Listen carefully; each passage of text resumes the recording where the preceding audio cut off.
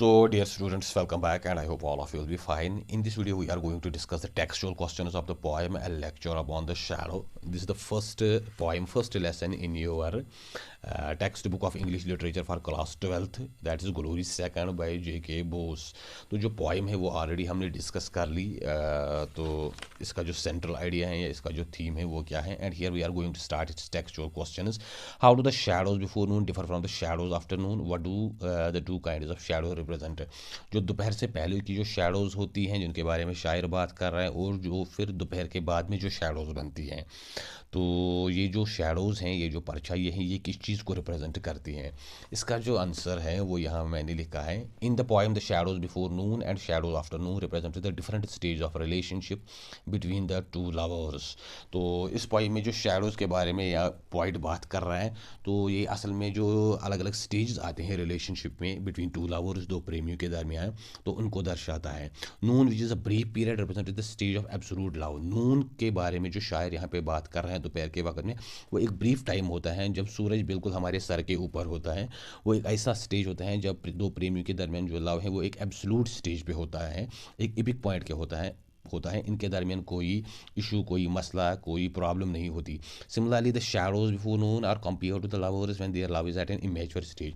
और दोपहर से पहले का जो टाइम होता है वो प्रेमियों के उस टाइम के साथ कंपेयर किया गया है जब उनका जो प्यार है वो एक इमेच्योर स्टेज पे होता है, और शैडोज अभी होती हैं, अभी परछाइयाँ बननी शुरू हो जाती हैं. And they have money issues with one another.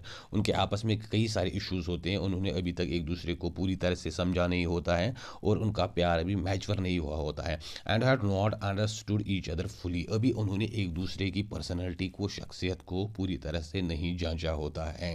Eight noon their love is at epic point और एट एब्सोल्यूट स्टेज. लेकिन जैसे ही नून का टाइम आ जाता है, दोपहर का वक्त आ जाता है, तो उनकी जो परछाइयाँ हैं वो बहुत छोटी हो जाती हैं, उनके पाँव तले ये आ जाती हैं, और वो इन परछाइयों को रौंद कर चले जाते हैं. तो यहाँ पे शायर समझाना चाहता है कि इनके दरमियान जो अभी इश्यूज़ हैं वो बहुत कम हैं या तकरीबन ख़त्म हो चुके हैं.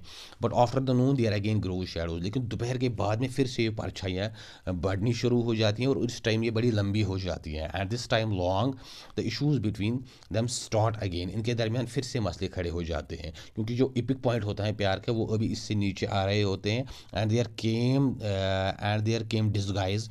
इनके दरमियान फिर से डिस्गाइज, एक दिखावा, एक फोनीनेस, एक प्रिटेंशन आ जाता है between them if they not tackle it immediately. अगर इस चीज़ को वो टैकल नहीं करेंगे, देयर लव विल डिके. उनका जो प्रेम है वो झूठा साबित होगा, वो ख़त्म होगा. लेकिन फाइनली जो पॉइंट यहाँ पे कह रहे हैं, if their love will be false it will decay. अगर उनका प्रेम झूठा साबित हो गया तो दोपहर के बाद में इसका जवाल आ जाएगा, ये ज़्यादा देर सस्टेन नहीं कर पाएगा. With the beginning of night, जैसे ही रात शुरू होगी तो उनका प्रेम भी ख़त्म होगा. But if they truly love each other, अगर वो सच में एक दूसरे से प्रेम करते होंगे और एक दूसरे की जो भावनाएं हैं इनकी कदर करेंगे, वो जो इश्यूज़ हैं उनको सॉल्व करने की कोशिश करेंगे, it will be a full constant light. तो प्रेम की मिसाल उस रोशनी की तरह है जो कांस्टेंट है, जिसको आप बुझा नहीं सकते. So actually it is the test of their veracity of love. असल में ये उनका जो प्रेम है उसकी जो वेरासिटी है, इसकी जो ट्रुथफुलनेस है, उस चीज़ को टेस्ट किया जा रहा है by this shadow and by this light. इस शैडो, छाया, और इस रोशनी के ज़रिए. सो यहाँ पे love is described as light. What makes the point talk about shadows. प्रेम को यहाँ पे रोशनी के साथ कंपेयर किया गया है, तशबीह दी गई है. What makes the point talk about the shadows. तो शायर फिर इन शैडोज़ के बारे में क्या बात कर रहा है, वो हमें क्या चीज़ समझाना चाहता है? तो इसका जो आंसर है, इन the poem the point talks about the shadows represent the ups and downs in the relationship. शायर जो यहाँ पे शैडोज़ के बारे में बात कर रहे हैं, वो असल में जो अप्स एंड डाउन्स आते हैं, उतार चढ़ाव आते हैं एक रिलेशनशिप में बेस्ड ऑन लव, जो प्रेम की बुनियाद पे होती हैं between two lovers. The shadow express the disguise decline and pretension between the two lovers. Shadow यहाँ पे एक्सप्रेस कर रही है जो डिस्गाइज आता है, एक दिखावा आता है, बीस बदलना, डिक्लाइन जवाल, या एक प्रिटेंशन, एक फोनीनेस दो प्रेमियों के दरमियान, which is being tested time to time again in order to make it stronger. जिसको वक्त वक्त पे और बार बार ये टेस्ट किया जा रहा है ताकि इस बॉन्ड को मजबूत किया जा सके between these two lovers. The length of the shadow portrays the magnitude and seriousness of the problem. जितना ज़्यादा ये शेडो लंबा होता जाएगा, परछाई लंबी होती जाएगी, दैट मीन्स उतने ज़्यादा इश्यूज हैं इन दो के दरमियान, between two lovers, as depicted in the poem at noon time when the shadow is at the smallest size, expressing the epic point of understanding between two lovers। लेकिन जो epic point है होता है इन दो प्रेमियों के दरमियान नून के वक्त, जिस वक्त ये शैडोज़ बहुत ज़्यादा छोटी होती हैं, तो ये वो टाइम होता है जब इनके दरमियान बिल्कुल एक फुल्ली एक अंडरस्टैंडिंग होती है इन दो प्रेमियों के दरमियान। और लाइट को यहाँ पे लव को यहाँ पे लाइट के साथ कंपेयर किया गया है, क्योंकि फाइनली जो पॉइंट कह रहा है कि दैट लव इज़ ग्रोइंग और फुल कॉन्स्टेंट लाइट। अगर आपका प्रेम सच्चा है तो फाइनली ये एक उस कॉन्स्टेंट लाइट की तरह है, उस रोशनी की तरह है, उस चिराग की तरह है जिसको आप बुझा नहीं सकते, जिसको आप ख़त्म नहीं कर सकते। लेकिन अगर आपका प्रेम जो है वो सच्चा है, वो सच में ट्रुथफुल है।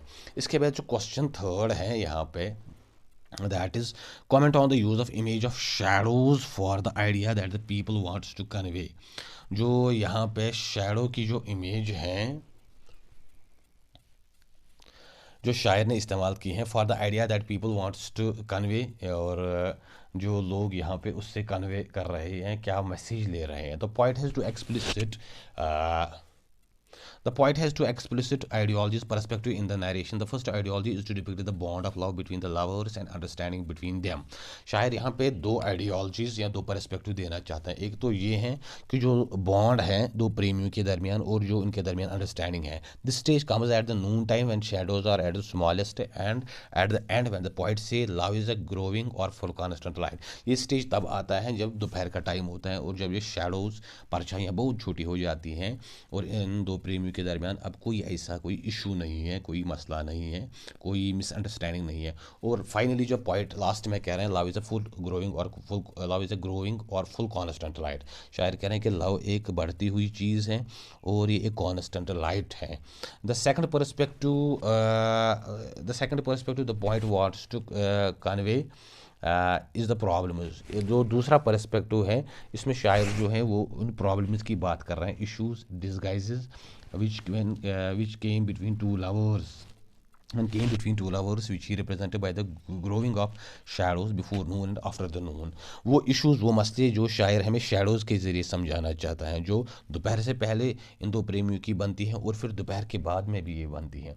And the poet also wants to say that if there is true love between two lovers they will overcome such issues and their love will be a full constant right। और शायर हमें ये भी कह रहा है कि अगर इन दो प्रेमियों के दरमियान सच में प्रॉब्लम होगी तो इस इम्तिहान में से भी गुजर जाएंगे और उनका जो लव है वो एक कॉन्स्टेंट लाइट की तरह, रोशनी की तरह छा जाएगा जिसको आप बुझा नहीं सकते। तो यहाँ पे शायर जो हैं जो शैडोज़ हैं उनको प्रॉब्लम्स या इश्यूज़ के साथ कंपेयर कर रहा है। इसके बाद जो क्वेश्चन है, the poet seems to be addressing his beloved in the poem what is the message he wants to convey. शायर यहाँ पे अपनी बिलाउड को एड्रेस कर रहा है और इसके ज़रिए वो एक मैसेज कन्वे करना चाहता है। वो मैसेज क्या है?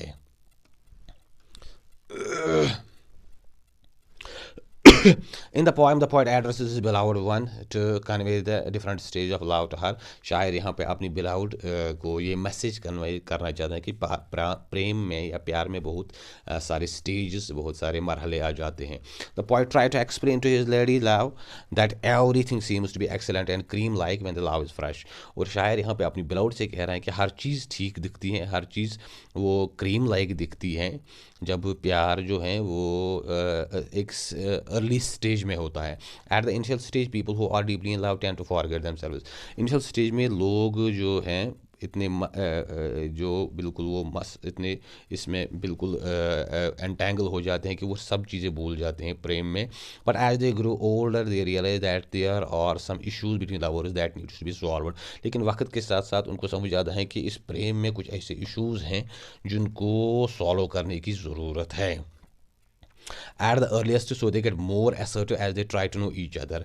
तो इस वजह से वो ज़्यादा असर्ट हो जाते हैं, ज़्यादा इस चीज़ की तरफ ध्यान देते हैं as they try to know each other, क्योंकि वो एक दूसरे को अब पूरी तरह से जानने की कोशिश करते हैं। एंड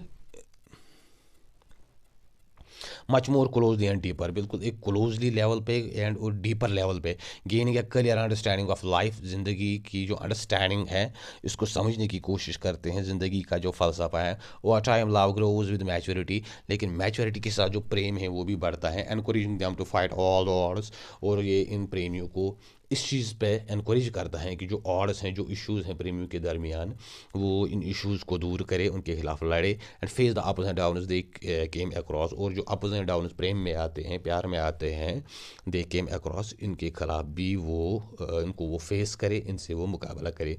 और फाइनली जो यहाँ पे लास्ट क्वेश्चन है, जैसा कि यहाँ पे दिया गया है, instead of a lecture upon the love the poet calls the poem a lecture upon the shadow, what is the effect that this has on our reading of the poem. अगरचे हमें लगता है कि पोएम का जो title होना चाहिए ए lecture upon love, लेकिन शायद यहाँ पे इस पोएम का जो यहाँ पे टाइटल है या वो ए लेक्चर अपॉन द शैडो है, शायद यहाँ पे शैडो पे लेक्चर दे रहा है, परछाई के बारे में बात कर रहा है। तो what the effect that this has on our reading of the poem, इससे हमारे जहन में क्या चीज़ आ जाती है जब हम इस पोएम को यहाँ पे पढ़ते हैं। तो इसका जो आंसर है वो इस तरह से है, इन the poem the poet highlights the concept of love whether it lost is for eternity और नॉट। शायद यहाँ पे प्रेम के बारे में बात कर रहा है, प्रेम का जो कॉन्सेप्ट है, और क्या ये इटर्निटी हमेशा तक रहेगा या नहीं रहेगा। Therefore the poet has attempted to explain this philosophy, इसलिए पोएट यहाँ पे इस फिलॉसफी को समझाना चाहता है ऑफ लव, जो प्रेम की है, and its fragrance to the shadows that came and go like the problem, और इसका जो फ्रेगरेंस होता है और इसके जो शैडोज होते हैं, जो इश्यूज आते हैं दैट कम एंड गो, जो आते जाते रहते हैं इस प्रेम में, like the problems that were themselves created and solved between two lovers. तो इन शैडोज जो हैं ये बिल्कुल उन प्रॉब्लम्स की तरह हैं जो प्रेमियों के दरमियान खुद पैदा हो जाती हैं और वक्त के साथ साथ वो इनको सॉल्व करते हैं।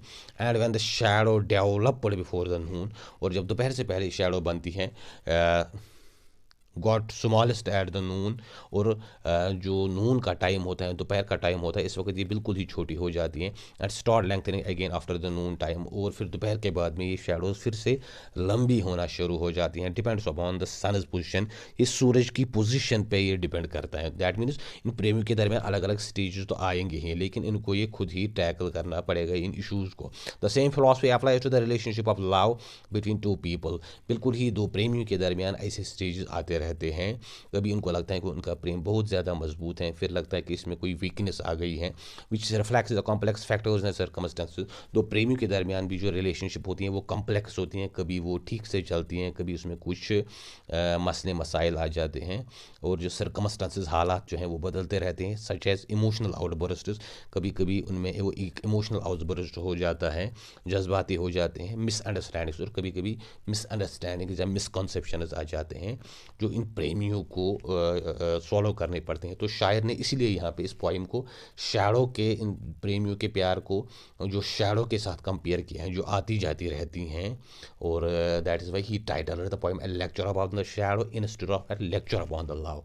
तो शायर हमें शैडो के ज़रिए में असली जो प्रेम की जो तुलना है वो कर रहा है और हमें ये चीज़ समझाने की कोशिश कर रहा है।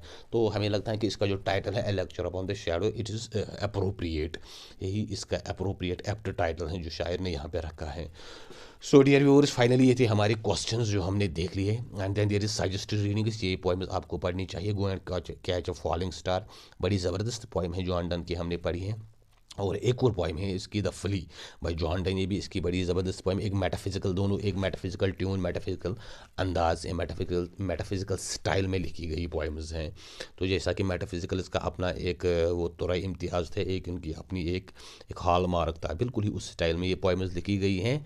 तो नेक्स्ट वीडियो में हम जो इसकी पोइम्स में जो ब्लेक था, जो रोमांटिक पोइम्स था, इसकी 2 पोइम्स हैं आपके सिलेबस में, divine image and the human abstract. तो अगले वीडियो में हम इनको इंशाल्लाह देखेंगे, what the poems are all about, and what are the techniques and what is the style that the poet has used in these very poems, and what the poet wants to convey, शायर हमें क्या चीज़ समझाना चाहता है, कौन see message देना चाहता है।